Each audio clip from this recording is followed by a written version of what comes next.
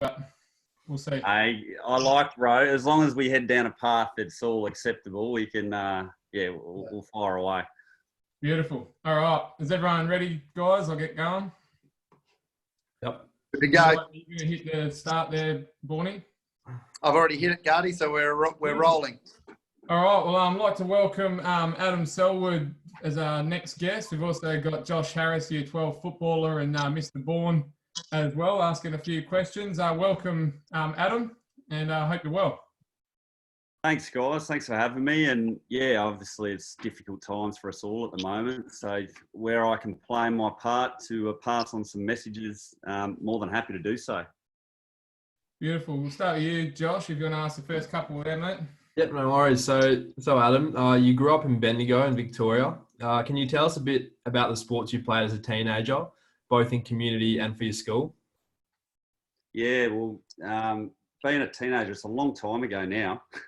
But I had a really enjoyable childhood. I grew up with my three brothers, and obviously they all went on to play AFL football as well. And we were lucky. Bendigo's a town a bit like Bunbury, so you had all the, I guess, the amenities and things around you, and even level of sport was quite challenging. We had about 80,000 people within Bendigo, so to play sport against players like Nick Del Santo, Rick Ladson, who was at the Hawks, a premiership Hawk, Ben McGlynn, who used to play at Sydney and St Kilda. There was a lot of competition there. So my main sporting commitment was always football. I love that. I also played basketball and played for the Bendigo Braves. So that was like, I guess, Seabull, SPL team. But I guess I had to make a choice as to whether I went down the basketball path or football. And I think I definitely made the right decision there. I did a lot of tennis. We had a tennis court in our backyard. So not only were there a lot of fights in our backyard with the three brothers, but there was some pretty epic double games, and Troy and I would have some great singles hit outs. And we also did a lot of running. So my dad was a bit of a keen marathon runner, and every Saturday we joined a cross-country running club and would set out and do runs ranging between 3K and up to about 12K through the bushes. And that obviously helped a lot of my football and aerobic capacity. I was never up the front as the best runner at the West Coast Eagles. There was obviously, a fair few stars that were quite talented there, but I was definitely up the front end. And when I used to have to play on the best players in the AFL, I knew that I had the aerobic capacity to keep up with them, which was great. All right. So do you remember a particular win that you were involved in your younger days, and what made that so special? Yeah, I mean, I had a fair few wins. Like, I guess junior footy, I played my football with Nick Del Santo, and there's Troy in my team, and Rick Ladson, and we won our premiership in under 15s against South Bendigo, which is our arch rivals, by 150 points, which was pretty one-sided. But they used to give us a few challenges through the year, but then in their grand final of under 15s, it all just clicked, and I don't think they even kicked a goal, and we were able just to run right over them. So that was obviously one that always stuck out of my mind. But I must admit, there was a few games in my childhood. One time, Joel, he had to be our boundary umpire when we were playing. So he was 4 years younger than us. And he would always be the boundary umpire. And at the end of the game, he'd get a Mars bar as his payment, which he used to devour. But we were short this one game. And so our Joel always packed his boots in the back of the car. And we said, mate, we need you to play. So off he went and grabbed his boots. And he was up to everyone's waist. So we were probably under 13 or 12. And he was, 8 or 9 or 10.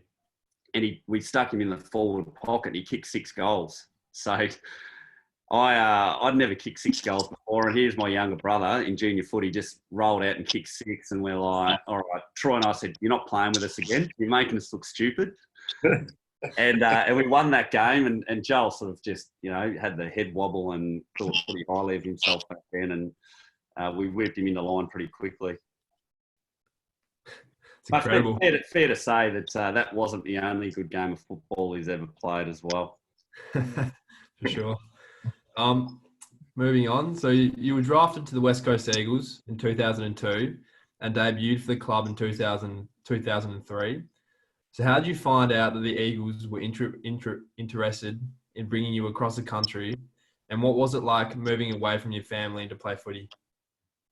Yeah, look, real interesting sort of story how I ended up at West Coast. And there's a lot of sliding door moments that actually occurred for me to end up here, which is by far obviously the best thing that's ever happened in my life.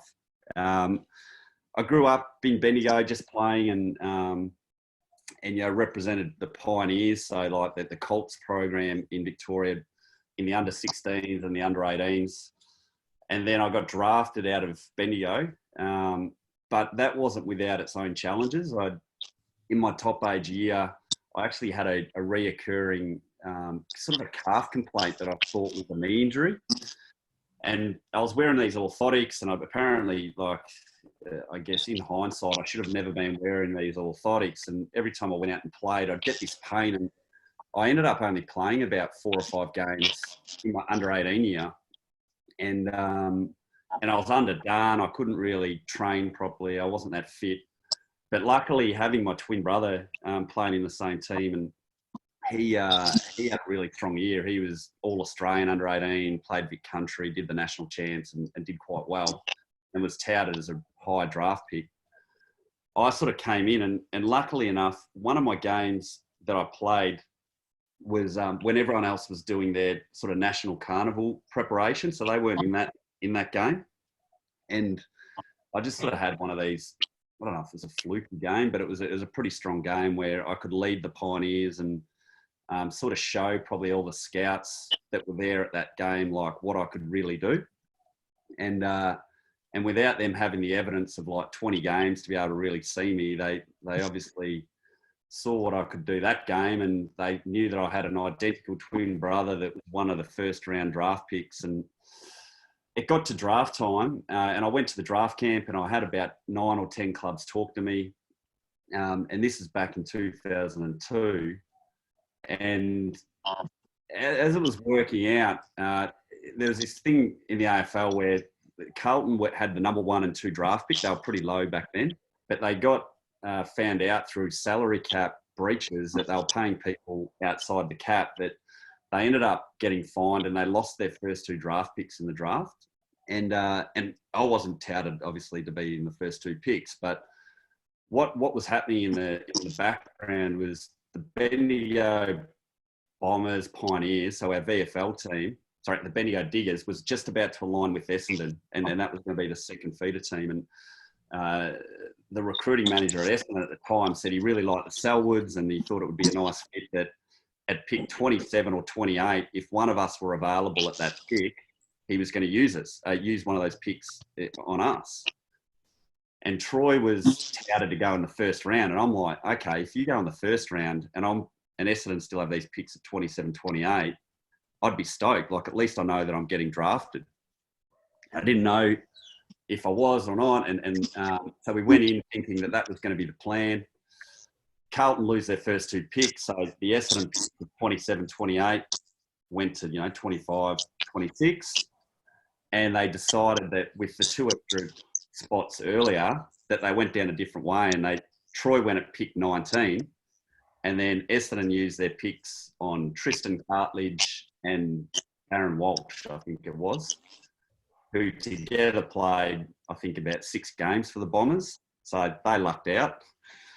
And for me, I obviously went into the draft, and people sort of knew what I could do, but I slid, and it didn't get till pick 53, real late in the draft, that I could actually get picked up by the Eagles. And, they were really keen on me. I think they had a few picks later in the draft. They're like, we've got to be a bit creative here. And whenever they came to speak to Troy or myself, they always had more interest in me than Troy, because I think they knew that they weren't able to get Troy. but they were really keen to bring me over to Perth, and that's a pretty long story, mate. But that's pick 53. They were weighing up between myself, Brent Maloney, and Joel McDonald, who ended up going to the Brisbane Lions and then Melbourne, and all three of us ended up playing over 100 games each for our respective teams. So I think they're on the money with the picks that they were weighing up. Yeah, for sure. So as I mentioned, you made your debut in 2003. Talk us through your debut game and any memories of what is no doubt a highlight of your career. Yeah, well, 2003, we played the Crows. I was an emergency 9 times before I got my first look at AFL. So that was taught me a lot about playing consistent footy, resilience. Like, there's a lot of disappointment where I thought I should have been in the team and I wasn't. But at the end of the day, we were winning games of football, and I looked at the spots that I was trying to take over, and they were legitimate AFL players that, you know, were playing good enough footy that I couldn't get in front of them. So I was playing my football at East Perth, and all I could control was my performance and my mindset and my attitude.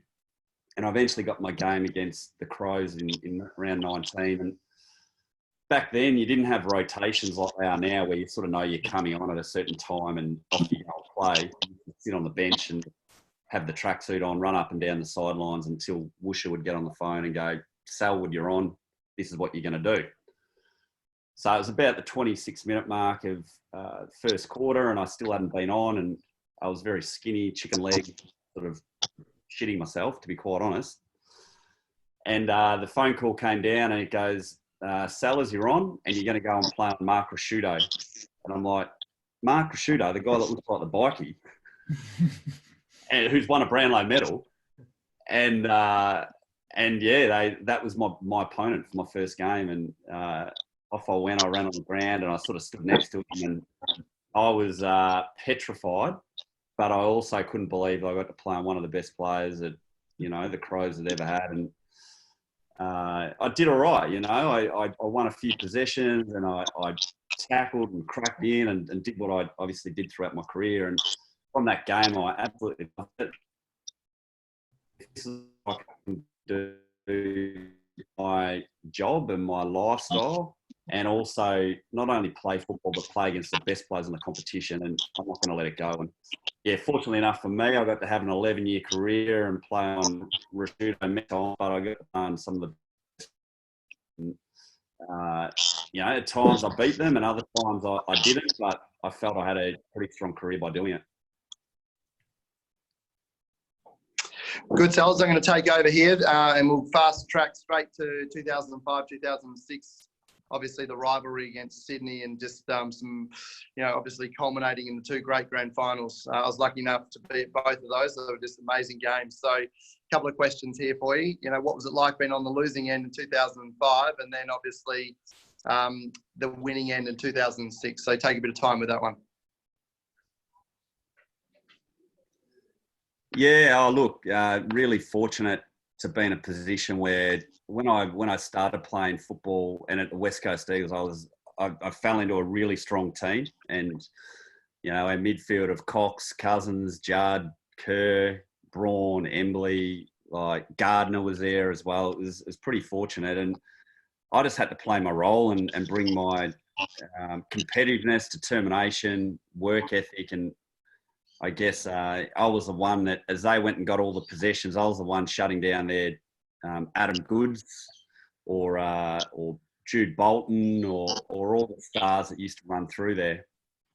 And for me, 2005 was my first full season where I played the whole year. And, you know, if things turned out differently, we lost by 4 points, but I would have been a 23 gamer with a premiership under my belt and played the year, and I definitely would have taken that premiership and said, you know, I deserved it. But it also has taught me a lot about my life and how I handle things moving forward. And if I'd write the script any different, I probably wouldn't. I think I needed that loss to even drive me further and make me more professional, more hungry for the success I had with obviously 2006, but also to drive the rest of my career as well. So I played a shocker in the '05 grand final. I didn't play well at all, and I was really overawed by the occasion. 100,000 people, and I just didn't mentally prepare myself the way that I needed to.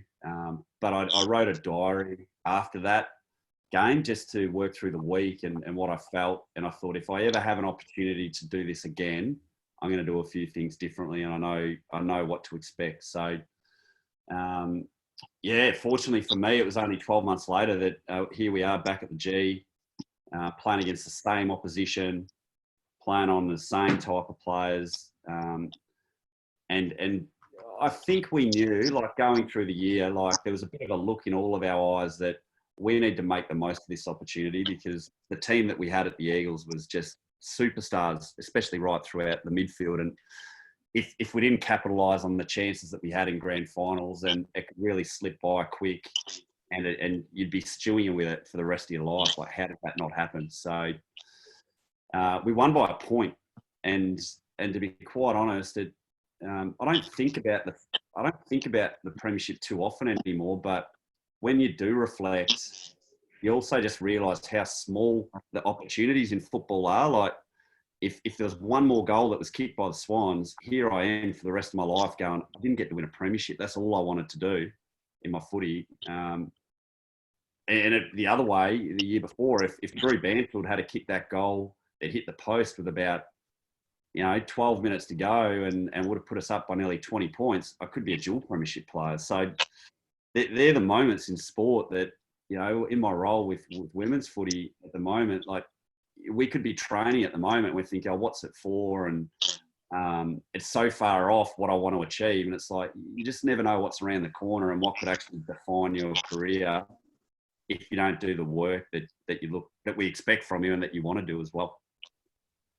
Stella, it's just your role in the team, and you've touched on it just there, talking to Josh as well. But just talk us through around a stoppage, and what your mind's thinking in your role within that team at that time. I mean, it would have taken you a lot of maturity to sort of learn how to actually play that role. But what things are you thinking? Because obviously, for a lot of the boys, it's just hunting football all the time. Yeah. They're just chasing the ball. Just talk us through what that looked like for you. Yeah, look, if I was playing at my school footy team or Pioneers, my mindset was so much different as a junior to what it was in the men's game, because it's about I guess I was the best player, or one of the best players in the junior team. And as you work through life, whether that be football, employment, school, university,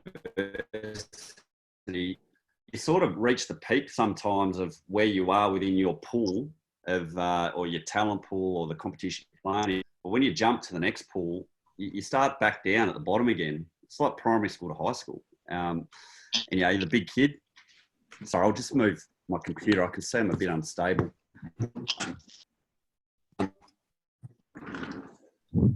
Sorry about this. Been a tour of the Selwood home.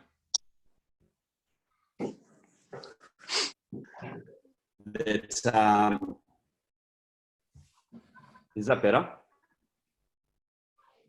Sounds better. Yep. Okay. Sorry, guys. I had to accept the fact that for me, I was playing AFL football, and I had to bring my mindset of what was designed, the role that was designed. So it was, hey, if the ball's there to go and win it, like don't sit back and not crack in and have a go. But, if you're playing on Gary Ablett, Nathan Buckley, Mark Rashuto, Adam Goods, you got to make sure that you nullify them in a way to limit their influence. And then secondary, you have to go in and actually win that footy. So I was okay because AFLW was my dream, and I was willing to do anything I possibly could to just keep my spot in the team. Some people don't like that. They still want to be the star of the show and go in and play the way that they like to. But for me, I sort of got my head around it really quickly. And, there's times where I'm a bit nervous going, if I don't sort of nullify the player that I'm on, they could make me look really silly straight away because I'm not playing on any dud. I'm playing on their best player. But I loved it. I actually thrived on every week coming up against the best. And even if we're playing against Melbourne and I had to play on Travis Johnson, who was still a silky player, like I always had my hands full. I never had an easy week. And it really taught me a lot about, you know, playing your role for the team. It doesn't always have to be the sexiest role, but as long as you do your role really well, that you're going to have your spot there for the next week as well. So the boys are struggling at the moment with just their lack of sport and the ability just to not get out there, as many of us are. I mean, you know, you had your injury setbacks, osteitis pubis in 2004, and a few other hurdles along the way. But, you know, what did you do during those tough times where you couldn't do what you wanted to be doing to help cope with that situation? Yeah, I mean, I was fortunate enough to only have one or two major injuries, but a lot of it comes back to understanding the circumstance that you're in, whether that be being injured, coronavirus. You know, there's these things that just pop up in your life or in the world that are just going to be unexpected. But we talk about in the women's program now, and it probably flowed back into my mindset in my football, is control what's in front of you and what you can achieve, or control your controllables, we say in the AFLW program. Yeah, we can't get to school, we can't play sport, or we can't play with team football, but the reality is no one can do that. So you're not alone, but you know, there's some rules around how the world works at the moment that you can still get down to the park and you can still have a run. You can still pick up a footy and have a kick with your old man or your brother or something, to understand that if you just keep chipping away and having fun, but also just keep doing the work, that at some stage the skies will get bluer, the restrictions will get lifted, and we're back at school and you're not too far behind. You just got to control what's in front of you for the time being, and then be ready for the next opportunity that's around the corner. Great, thanks, mate. I'll hand over to Gardy. Yeah, Sels. You now obviously you mentioned that you're the head of female football at the Eagles. How have you found that sort of change from player to more of a sort of coaching role? And has your experience of playing 187 AFL games with the Eagles helped you to do that coaching role, do you reckon? It definitely has. I mean, whether it's AFL,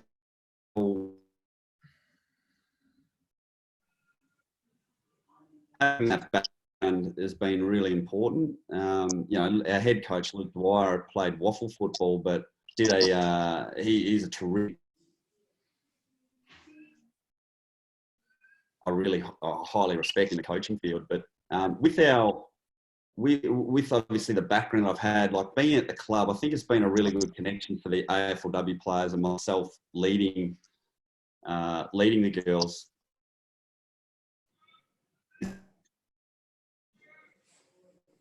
Change and there's things that can occur in the program. We're trying to develop the best possible program for them, but there's also some restrictions with how they work within their lives. There's differences in there's some things that you can do with AFL football, but the finances just don't allow you to do it with the women's just yet. But I think, you know, it's definitely helping. It's not only the key ingredient, but it's enough that I leverage off that a fair bit to ensure that we set up the best possible program.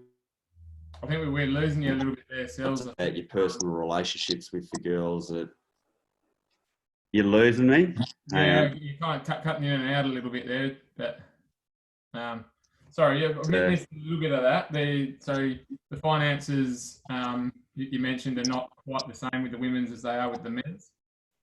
Yeah, sorry, I'll go back to that. That the finances aren't the same with the women's. You know, we have about a 5 or 6% cap on our spending, is what the men have. So there's just parts of our program that just can't be achieved. And as long as I can communicate that to the players, they've got full trust in me that they know that I'm trying to deliver as much as I possibly can for the girls.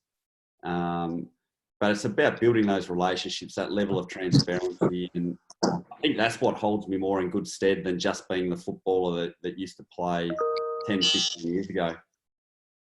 Yeah. Okay. On a bit of a lighter note, we've been asking a lot of the guests that we've been having on about the next couple of questions. I mean, our director of co-curricular, Luke Bauer, who's not actually with us at the moment, but he has a bit of an ongoing war with the boys about Birkenstocks and whether they're acceptable or whether they should be kept back in Jesus time. What are your thoughts on Birks? Do you wear them? Do you have them? What do you reckon? Yeah, look, I like this question. I think there's two ways to look at it. There's the ones who are under 20 years of age that would look at a Birkie and go, I'm never going to wear them. But I've got a rude shock for all those students that I bet you in 10 years' time you're walking around in Birkies and you're very happy with yourself as well. So, yeah, the Havianas and then the pluggers are all the go in the hot weather for the young kids. But as you get older and you become a father or you're a bit more mature, you need something a bit more supportive for your feet. And a funny thing, when I saw that question, our head of strength and conditioning in our men's, we make sure that our AFL players don't just walk around in Havies, all day, every day in the summer. So they're actually not allowed to wear thongs. So the only way that if they're not to wear a jogger or a runner is they need to have supportive footwear. And I would think 80 to 90% of our AFL players, the men, are rocking Havies most days of the week. Havies or Birks? Oh, sorry, not Havies, Birks. We're rocking Birks. Oh, wow. Most of the boys are also rocking the Birks. Okay, next level to this question. What about the Birks and socks? Yeah, no. If Luke's wearing Birks and socks, there should be strong feedback coming his way. No, Luke, just to let you know, Luke is very anti-Birks, full stop. It's the boys who love them. So, I mean, winter, obviously, footy term 2 and 3 is big for our boys, and they'll be rocking up socks, Birks. I mean, it's a bit of an ugly look, and Luke just hates it. But yeah, I'm glad that you're on board, but taking it too far. Look, my fashion sense isn't right up there with the best, but there's some real no-nos in life, and I think that should be in that bucket. Yeah. Okay. Next question we've been asking. Tuesdays are pie days at school for staff and for the boarders in particular. There's some interesting ways of eating the pie from the boys. You know, some of them will take the lid off and eat the pie, then eat the lid separate. Other guys will just sort of hoe it down with the sauce on top. How does Adam Selwood eat a pie? Yeah, disappointed to hear the lid comes off from the boys, if that's the case. That I think many traditionalist Australians, and we're talking about great-grandparents and grandparents, some would be turning over in their grave knowing that lids come off. It's you buy a pie and you unwrap it and you put the sauce on top. I don't mind the finger spread to make sure that you get it all around the edges and every bite has a bit of sauce. But I also don't mind the Australian map on the top of the pie with the sauce too. So that's real Aussie and that's the way that it should be eaten. But I think Hale has a bit of work to do if many of the boys are actually taking their lids off and putting the sauce inside. Agreed. Adam, thanks so much for joining us today and for your words of advice to the boys. Like you've mentioned, it's a bit of a tough time for everybody at the moment. So I hope you and your family stay well over this next few weeks, months, however long it's going to be. Thanks a lot for joining us. Yeah, no, thanks, guys. And probably just one last thing. And I'm just looking at all the education stuff in the background on the TV and understand that what a big year it is for the year 12 and even year 11 boys at school. So things will obviously look different for you this year and as the year goes on with your study and ATAR and the like. But I think, universities will adjust to that. The schools will adjust to that. I'm sure, the teachers are doing their best to keep everyone engaged, but you've got a long life to live. You need to get the most out of this year and whatever that looks like, just put your best foot forward, stay focused, and stay controlled with what you can control. And when you get to our age, you need your study. You need that background to set yourself up in life. And whatever the process is to get into uni or your trades and that over the next 12 to 18 months, make sure that you don't use Corona as an excuse, that, you know, you get to sit at home for 10 weeks and you just don't do anything. And then you don't get the career that you want to have. I'm very lucky to have a career that I'm so passionate about and I can do for the rest of my life, and I love it. And I'd like to think that people that are going through this phase of their life, that if you don't become that, I guess, achieve that dream that you always wanted to, and you blame it on the next sort of 6 months, I don't know, for me, and there's a bit of the hard ass Adam, I think it's a bit of a cop out that, you know, work with your teachers, work with your school, put your best foot forward. Yeah, it's going to be difficult, but everyone else is going through it all. And for me, I just want you guys to achieve everything you can in life and set yourself up that you're able to do what you really love. Great advice, mate. Really, yeah, I really appreciate everything you've said. But Thanks, Adam. Thanks very much for your time. It's true. No worries, guys. Apologies for the reception. It's a bit dodgy in my house, so I hope that most of that stuff was able to come out reasonably clean. Yeah, no, we got you. Yep. Beauty. Thanks, mate. Good on you guys. All the best. Cheers. Okay, thanks very much. Bye-bye.